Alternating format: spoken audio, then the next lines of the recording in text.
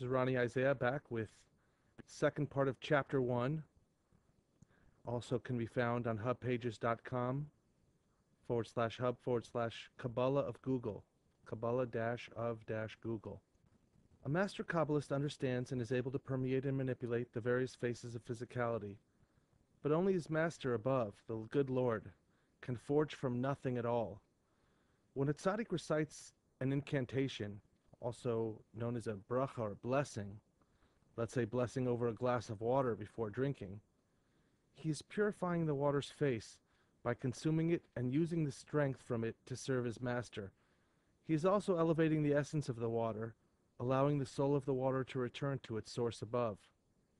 This is a spiritual purification system, also known as a filter, that separates what is holy from what is mundane.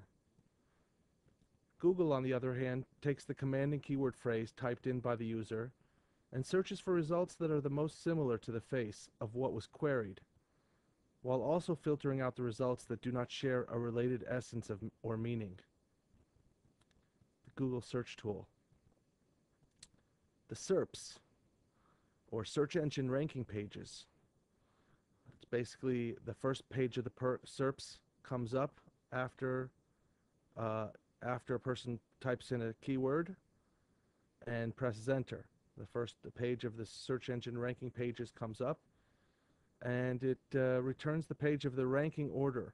The ranking order is primarily a filter or algorithm that classifies results in an order of what Google thinks is the most appropriate and best suited.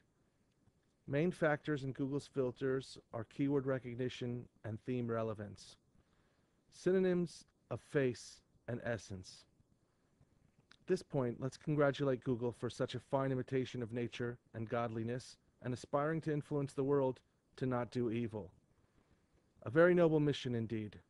As for doing good, look for the follow-up book entitled The Kaballah of Facebook, all about connecting with each other and reinforcing our friendships and relationships. Kaballah is a lot like the endless amount of Googling done by the rest of us sinners while searching some topic online. Phenomenal how the simple typing into the search window of a keyword term and then clicking the search button brings the world's best searching technology results within seconds at your fingertips. Same is true not only for virtually, but in actuality with every one of God's creations.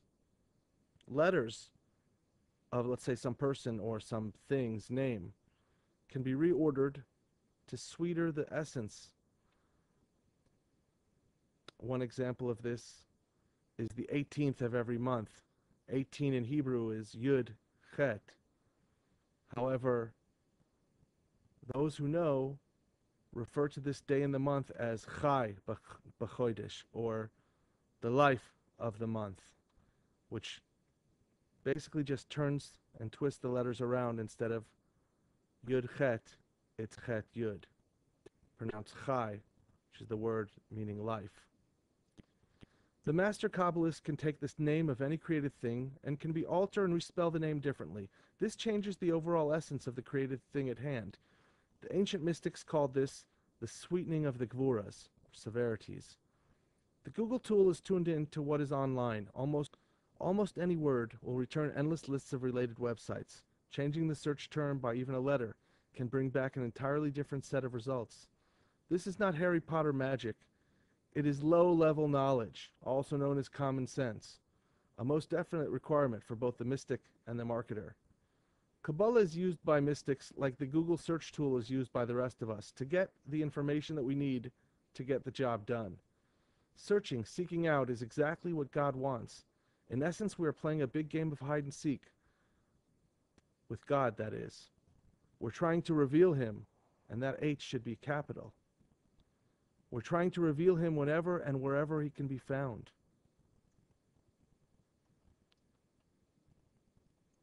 It's just our dumb luck that we fell into the last generation of the era of exile and the first generation of the era of redemption, the generation of the Rebbe, King Messiah. Allow me to elaborate. In every generation, the leader of the generation teaches the people to follow Torah guidelines. Following these guidelines remains a connection to that leader in that generation. Kaballah has a fountainhead that flows from above, coming into this world through the leader of the generation. The leader would then direct the flow to his tzaddikim, his righteous ones, who would then direct the flow to their rabbis, and in turn those rabbis or teachers would direct the flow to their students. Being that much of Kabbalah is a one-on-one teacher-to-student learning process, ensures the integrity of its many well-kept secrets.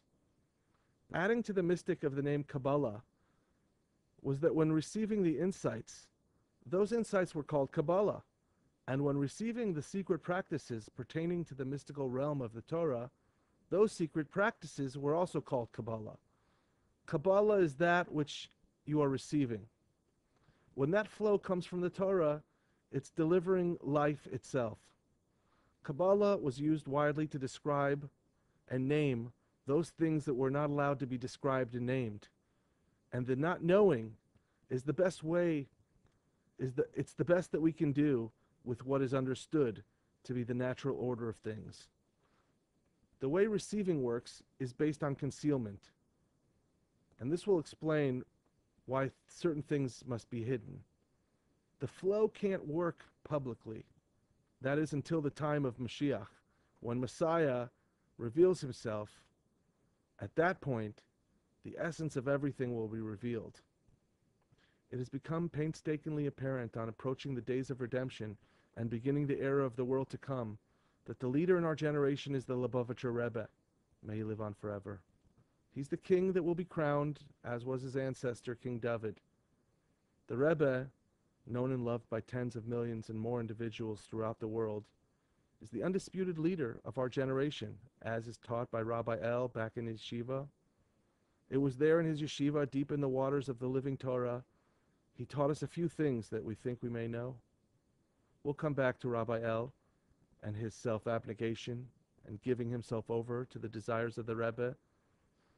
So of all the things that we know, one of the things that we know for sure is that the Lubavitcher Rebbe is the leader of this generation as well as he is the King Messiah, the modern-day Moses of our times. The Rebbe of Lubavitch will lead us out of bondage with the help of his emissaries, other rabbis like Rabbi El and Rabbi D and Rabbi K. These are the agents that the Rebbe sends out all over the world to accomplish his mission. Yes, they are succeeding in bringing back to the Torah millions upon millions of Jews, and continue to do so more now than ever. The main mission that encharges them right now, and for the past 20 years, is to welcome Mashiach, to welcome Messiah and focus on Geula, on redemption. Mashiach right now. People listened to the Rebbe, and so did businesses like Google. We'll continue with Chapter 1, Part 3. Thank you very much.